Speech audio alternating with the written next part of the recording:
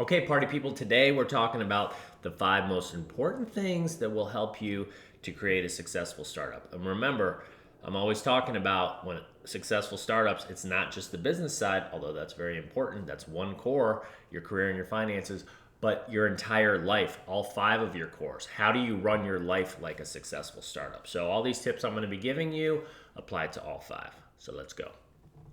Number 1, persistence. Woo, Nelly, this is a big one.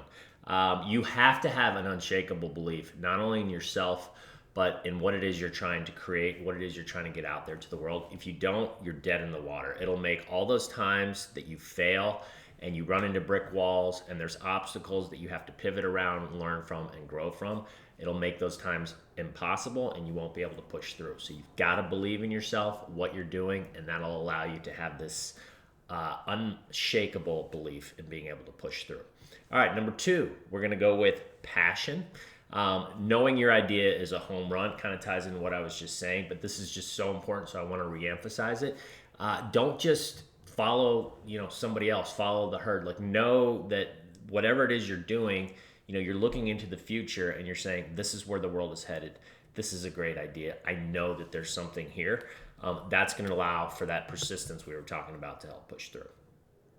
And now, following the herd, number 3, this deserves its own one as well. There's these 2 types of categories I talk about: the 95 percenters and the 5 percenters. I mention all the time. The 95 percenters, it's the herd mentality, and it's not just business, but in life, it's doing the things that you think you're supposed to do, taking action based on the broken system we grew up in, the failure habits that we developed, and we just start continuing to do those, building more and more negative momentum. The key is to kind of step outside the box, see where the air is crisper, where other people aren't. How are they living their lives? What are the actions they're doing? What are their systems? And obviously that also applies to business as well, when you don't want to just follow somebody that has a good idea, because at best you're just going to be a mediocre knockoff. All right, number 4, we're talking about goals. Holy shnikes, this one's important. I am flabbergasted. Yes, I love that word. Didn't think I'd use that today. That the public educational system in particular does not have a curriculum from a very early age, culminating in high school, to where we are masters and experts at goals. I would not be where I am. I know for a fact without goals. I was fortunate enough to learn about them early on in a book that I read.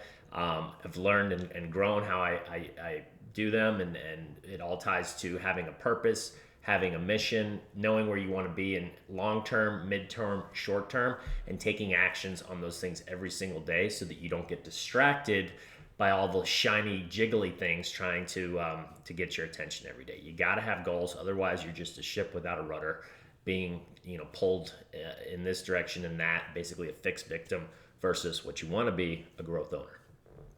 And finally, we're talking about your team.